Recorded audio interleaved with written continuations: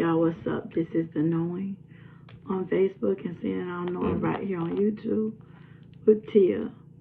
Coming to just give a little bit more information about Jarvis Butts. I've been covering this story.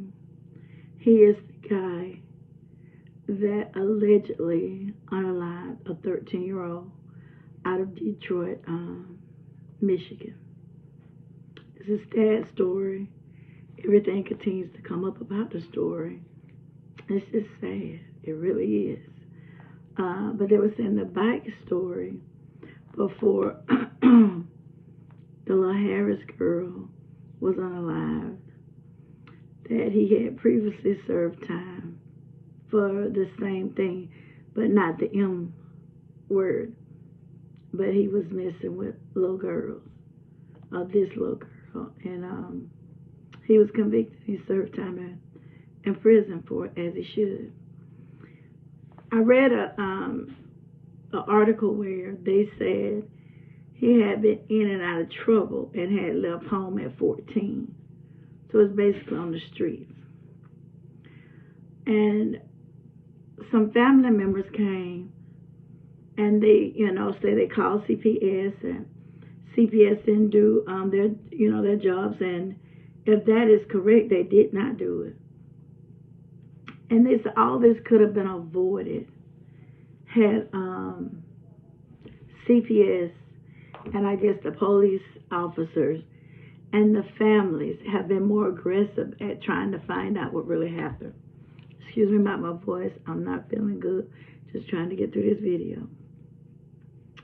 So they said that they heard it, didn't do anything with it. They thought Shannon, which was the little girl's aunt that stayed there with her, and the grandmother who had adopted the little girl, they said they thought she would go and report it, but she did. So a lot of times people can get fresh out of prison, and they can know that these men is on the sex offender list, or they have went to prison for something they did to a child, and they can have children and keep them in it and still stay in the relationship. I was reading this one article as somebody was saying something, people was commenting, that a lady commented that she just knew that her sister's, I guess, new boyfriend or whatever, fresh out of prison, was doing something to her nephew. She said she just believed it. But she was young. She didn't really know what was going on. So you're in a catch-22, 22, as they say. Kind of like, got your neck in a hook or whatever. Because she didn't know what to do, which, in some cases, you must be aggressive. And I'm not talking about aggressively fighting or anything of that nature, because I don't believe in that. But I feel like you should continue to call till they do something. If you honestly think that something has happened to that child, which I've heard some of those family members say, and they felt like it was sexual, I will holler that from the rooftop. Somebody will hear me. Even if I had to call in a news channel and bring light on it. Because when you bring light on the situation, people start to look. But if you just keep it within the family, you just telling family people. Your family, I keep telling y'all, in some families ain't no good. I don't know how much I have to tell you all that. But they just no good. I know what I'm talking about. But CPS was called several times. And this is the thing. They did talk to him once. And he convinced them none of that was true or whatever. But if I got two children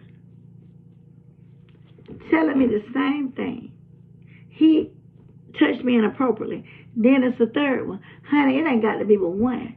And I'm going to report it. I'm going to report it. I'm not going to wait for you to report it. I ain't going to wait for Tia to report it and nobody else. I'm going to report it because I have become aware of it. And then if I see this same behavior going on and the guy is still there, I'm going to continue to report it. until somebody listen. I'm not just gonna go away and say, "Oh, well, that's not any of my business." I'm gonna mind my own business. I'm gonna mind the business that pays me. All those different sayings. But what if it was you? Would you want somebody to mind their business? No, you would not. Let me tell y'all something. Kids, children, cannot get help if we don't help them. And women got to be so careful of moving these men in. Now, you can say whatever you want to say. She don't know what she talking about. That's fine with me. I got no problem with it. But I work in the field. And women are thirsty. Now, just say, for instance, if you had a child. And your child was fine. Before you met John, he was fine. You meet John, and your little boy starts to having Bible moments that just comes out of nowhere. If he gets nervous or you asking him something, it mess up all on itself. At school, if it's a sudden move, he jumping. And he but 5 years old. I don't care what nobody say. Something is going on. And all of this happened when you allowed this man into your house. You allowing this man to keep your child and you don't even know him. He had been messing with that little boy for a year. A year. As I was told, this was not a case of mine, as I was told, they locked both of them up, which they should have. Because he said he would tell his mama his butt hurt, and she would still let him give him baths. They deserve to be. I actually think they've been convicted now. And they serving prison time, as they should be. If you don't protect these kids, who gonna protect them? I know y'all say that they got a big mouth, they act like they grown, they act like this, they act like that. I don't care. They're still a child. And it's your responsibility to take care of your child. It's your responsibility. When you decide to have children, and you're not with no husband, no stable, you just from man to man, something wrong. Something's wrong. When you have children, you put your feelings aside until your children grow. I told you my father passed at 16. We never saw a man. Because what my mother said, I'm not going to let them be coming here looking at my daughters. And that's what men do. Men will get close to the mother to get to the daughters. I tell everybody that. And the only thing they want to say, because that's the only thing they can say, dock against everybody. I ain't against nobody. But I am with helping those children. Because if we don't help them, who going to help them? And this is the thing. All of them end up either unalived, messed up, or fall into some type of abusive situation.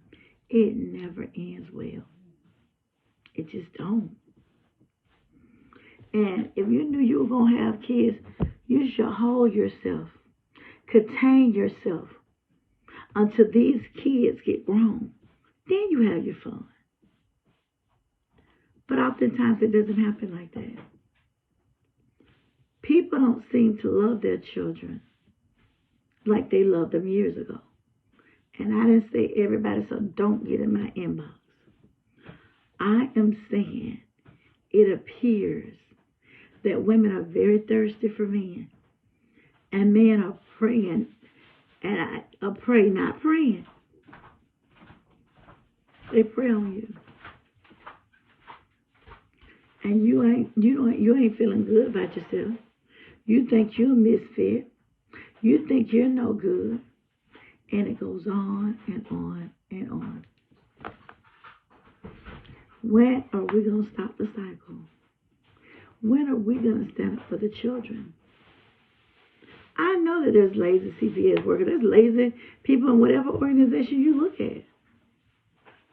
But we as adults, it's imperative that we stand by these kids. It really is. Y'all, this is your girl, The Knowing on Facebook, and seeing all know right on here. Please hit the thumbs up. Subscribe to the channel. Even join it. Fee as low as $1.99, I think. Excuse me. To help make more content about these cases. Y'all, this is your girl, The Knowing Tip. I'm out on this Thursday night, February the 6th. I love you. God loves you more. I'm out.